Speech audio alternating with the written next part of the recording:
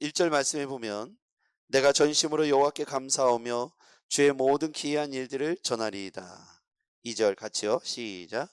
내가 주를 기뻐하고 즐거워하며 지존하신 주의 이름을 찬송하리니. 아멘. 나는 주를 기뻐하고 즐거워할 것이다. 왜냐하면 하나님은 어떤 분이십니까? 그 뒤에 3절에 보면 원수들이 물러갈 때 주 앞에서 넘어져 망할 것이다. 4절 주께서 나의 의와 송사를 변호하셨으며 보좌에 앉으사 의롭게 심판하셨나이다. 하나님은 의로 심판을 하신다. 그러니까 결국 의로 심판할 거기 때문에 내가 하나님의 의 안에 머물러 있는 나는 주를 기뻐하고 찬송할 것이다. 원수들은 그 심판으로 말미암아 물러갈 때 주 앞에서 넘어져 망할 것이다.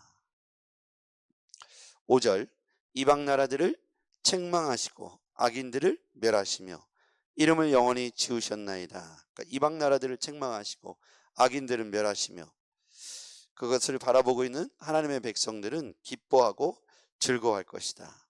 악인 필패, 의인 필승. 의인의 자리에 서서 믿음을 지키는 것이 남들이 볼 때는 미련한 짓처럼 보여지고 때때로 조롱하기도 하지만 우리는 주를 기뻐하고 즐거워할 수 있는 이유가 뭐냐면 우리가 악인들의 자리를 기뻐하지 아니하고 부러워하지 않고 그 자리에 함께하지 않은 것은 하나님이 그것을 기뻐하지 않기 때문이죠.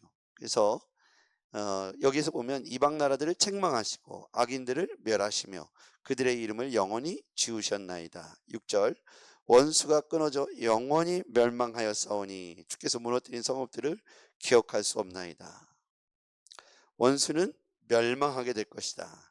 주께서 심판하신 성읍이 숫자를 헤아릴 수 없을 만큼 많다는 거죠. 8절 공의로 세계를 심판하시며 정직으로 만민에게 판결을 내리시리로다. 여호와는 압제를 당하는 자의 요새, 환난 때의 요새. 하나님은 어떤 분이십니까? 하나님은 공의로 세계를 심판하시는 분이시다. 정직으로 만민에게 판결을 내리시는 분이시다. 그래서 우리가 하나님 편에 서 있는 우리들은 주를 기뻐하고 즐거워할 수 있는 것이죠. 또한 오늘 다윗은 하나님은 압제를 당하는 자의 요새라고 9절에 말하고 있어요. 여호와는 압제를 당하는 자의 요새, 환난 때의 요새. 그러니까 우리가 압제를 당할 때, 환난을 당할 때 요새, 우리가 피할 곳이라는 것이죠. 그곳에 들어가면 안전케 될 것이고 환난과 고통의 때에 그곳에 들어가면 안전할 뿐만 아니라 적의 침략으로부터 방패와 성으로 막아주시는 것이 바로 요새이죠. 10절 여호와여 주의 이름을 아는 자는 주를 의지하오리니 이는 주를 찾는 자들을 버리지 아니하심이니이다. 주의 이름을 아는 자 주를 의지하오리니 이는 주를 찾는 자들을 버리지 아니하심이니이다. 우리가 주의 이름을 아는 자 주를 의지하게 될 것이고요. 우리 그리스도인 하나님의 백성들은 이와 같이 주를 기뻐하고 즐거워할 수 있는 것은 주의 이름을 아는 사람이기 때문입니다. 우리는 여호와를 의지하고 여호와를 기뻐합니다. 그래서 주는 우리가 이는 주를 찾는 자들을 버리지 아니하심이니이다. 그러니까 하나님은 우리가 주를 찾을 때 우리 외면하지 않고 환난 중에서 우리가 또 압제를 당하는 중에서 요새가 돼 주시고 피할 바위, 피할 곳 요새가 돼 주시겠다고 다윗이 고백하고 있습니다. 11절 같이 읽어볼게요. 시작. 너희는 시온에 계신 여호와를 찬송하며 그 행사를 백성 중에 선포할지어다. 아멘. 그래서 우리가 시온에 계신 주를 여호와를 기뻐하고 찬송하며 백성 중에 그의 행사를 선포하게 되는 것이죠. 하나님은 이와 같이 악인들은 반드시 의의 심판의 결과에 따라 심판을 당하게 될 것이다. 의인들은 하나님의 자녀들, 하나님의 백성들은 그곳에서 구원함을 얻게 되고 그곳에서 건져냄을 당하게 될 것이다.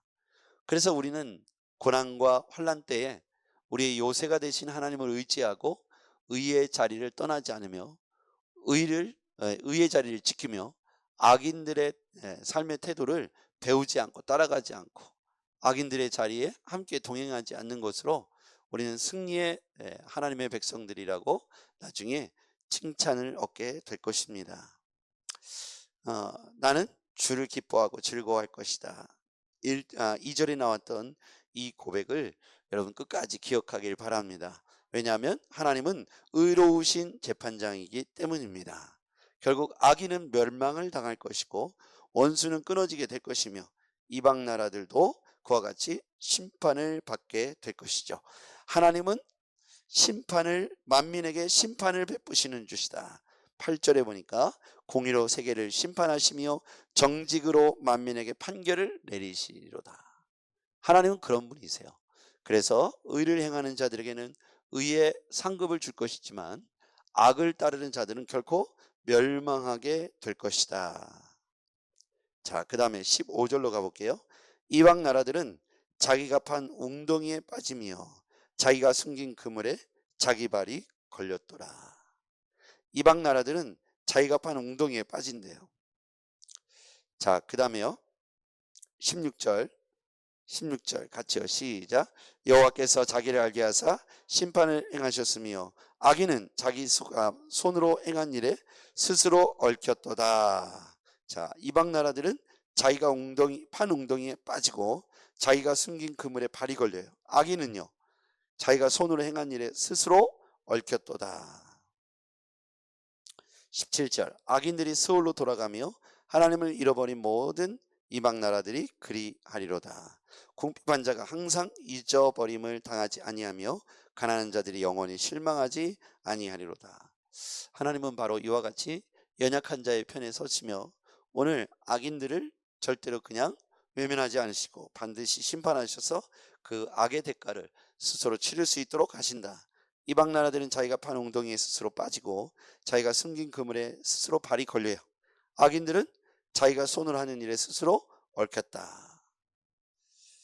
하나님을 잊어버린 자들은 모든 이방 나라들은 그리하게 될 것이다. 17절에 보니까 하나님을 잊어버린 모든 이방 나라들이 그리하게 될 것이다. 악인들이 스올로 돌아갈 것인데 하나님을 잊어버린 백성들 다 그와 같이 스올로 돌아가게 될 것이다.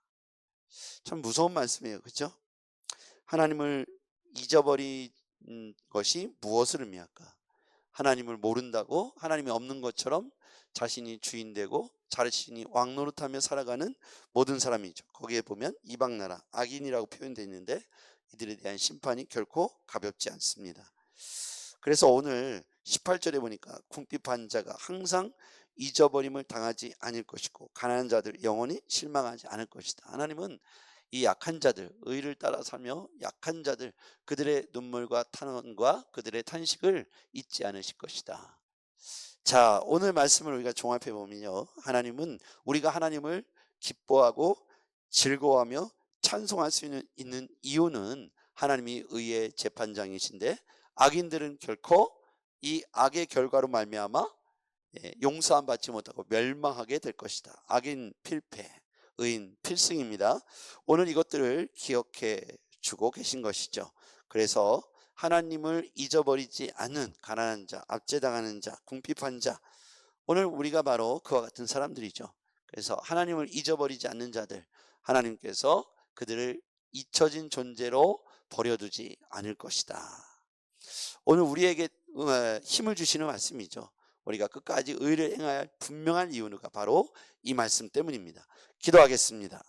전능하신 아버지 하나님, 때때로 악인들의 행위를 부러워하기도 하고 그들의 열매를 부러워하기도 한 적이 있었지만 오늘 하나님 말씀을 기억하며 그것들을 부러워하기보다는 의의 자리를 끝까지 지켜낼 수 있는 우리들이 되게 하여 주시옵소서.